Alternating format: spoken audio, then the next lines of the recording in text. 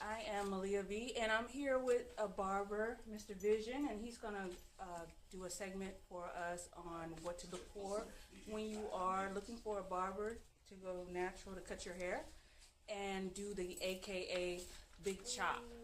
Now, for me, I had a barber a couple of times that did 3 of my big chops. So, what I thought was really important is that you get a barber to do that. So, I located Mr. Vision, and he's been a barber for 22 years. Yes. You don't even look that old. Well, thank you. And he's also an author, so he does some books on The hair industry. And what to look for. So, why should you choose a barber versus a beautician? Well, if you find a barber that has a cosmetology license also, he's versed with different textures, different types of hair. So that would be pretty much your best bet. Mm-hmm. I won't knock any barber because we don't know what their skill level is, or any hairstylist. But most hairstylists are not trained with the clippers like barbers are. Okay. So, when you're looking for a barber versus a beautician, you're looking for different types of hairstyle grades in order to cut the hair. So what kind of hairstyles look more feminine versus the masculine type? Because, you want to cut your hair, you're already traumatized. You got your hair all short. You don't want to look like a dude unless, of course, that's your thing, which is nothing wrong with that. But for me, I want to still look feminine. So what styles should I stay clear of versus which styles should I do? We call it, in the barber industry, we call it having a soft line. A soft line is not the square boxed in the curve look like we do on our male clients. We do more, so keep it natural in the front, and we do a round. So we pretty much cut that point off and just, make the ladies look, real feminine with the natural look. I believe my personal choice is the round lineup on a female. Okay. But it is their preference. It is their preference. And how often should you get it lined up, or what other things you should do? Because I know when your hair is short, all eyes are really focused on the face versus, you have your hair to actually accentuate what you don't have anymore. So what kind of things should a woman do, and what kind of routine should she have to make sure that the details of her face still look nice, clean, groomed, and feminine? Well, depending on their budget, I recommend that my clients come see me at least, if you can come see me once a week.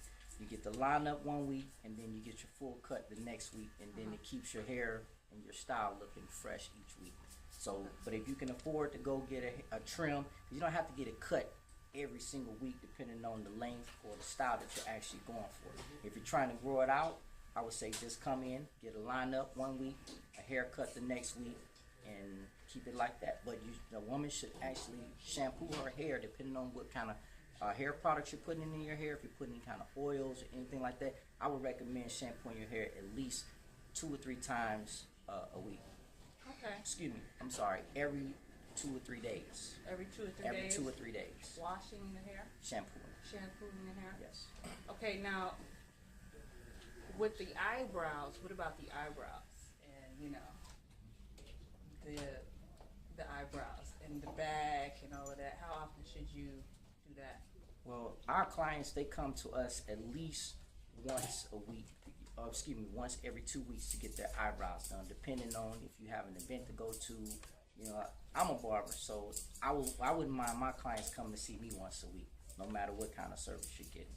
Okay. It just keeps you fresh, keeps you looking good. Okay. Now, just from my experience, the second time, I had locks, so the barber had to cut the locks off and then wash it to loosen up the curl and then cut it. What kind of things do you recommend that a woman should do if she has locks or if she has a perm to do before she comes to the barber shop? Well, if she has a perm, and depending on the length of it, if she gets it curled by her own stylist, and then she wants to come to the barber to get it trimmed and get a lineup or get it more detailed, I would say just not too much hair products. No oils, because the cleaner your hair is, the better your cut will actually be. Or you can get the service, you can get the shampoo service done at the barber shop. We Okay, also so offer that service. Also. okay, so she should get a wash here, Shampoo. and then the big chop. If she has the time, and if that's what she chooses. Because Right. some people, depending if it's a weekend, you may shampoo your hair and then you come to the barber. But if you're just getting off of work, sometimes it's kind of hard to get it shampooed and then come to the barber shop. So I just say on the day that you actually know that you're getting your hair trim, cut, or whatever service you're getting, just make sure that it's clean of all kind of oils and any kind of hair products. So to make it easier, it makes it easier cut for the barber. Okay, okay. Now, what days should she come? Because, you know, when I got my hair cut, I mean, it was all eyes on me in the barber shop because I was a female getting all her hair cut off, and then he picked it out, and then it was like a little bit unnerving. What days and what are, I would say, like the top 5 things a woman should do in looking for a barber on who should, you know, cut her hair? What should she look for in a barber to do that big chop for her? Cleanliness, professionalism, and some of their work. You know, we have modern technology these days, and you can just ask a barber to show you some of his work. Okay. So you have some of your work? Yes, I do. Okay, cool. You have it on your phone? I do. Wow, that's pretty good. That's amazing how technology is. I have to actually stay ahead of the game Really? because I meet people out and they may not be in the barber shop, and I hand them my business card and they'll ask me, well, what kind of styles do you do? How do I know you can cut? So I just pull out my phone and I'll either do my Instagram. Oh, Instagram. More than a barber. Instagram. Let's see. I pull up one of my cuts right now. What are some of the things that? Oh, you're cooking. He's a cook. Oh, you to saw that. ladies. Saying. You saw that. What are some of the things that you should look for that are like warning signs? Be like, yo, go the other way, other than cleanliness and all of that, because you know the hair is intimate for a woman. So, you know, a man has to understand that, you know, that's an extra sensitive area that she's cutting all that off. So, you know, things like little comments or just anything that's insensitive can just ruin the whole experience, especially an experience that is already unnerving. What is like some of the flags that you would say look out for? Well, Everybody has a level of expectations and what they're willing to deal with or take. So I would say you know your preference. If you know you don't like rap music, but then they're playing rap music in that particular establishment, that's not the barbershop for you. If the vibe when you walk in, it seems like that's the environment for you, I would say the best thing to do is to go on a busy day. Right. Not a slow day, go on a busy day and just observe what's going on inside the shop. Right. And then that way you can find the barber that you're looking for, and the style of cut each barber is putting on.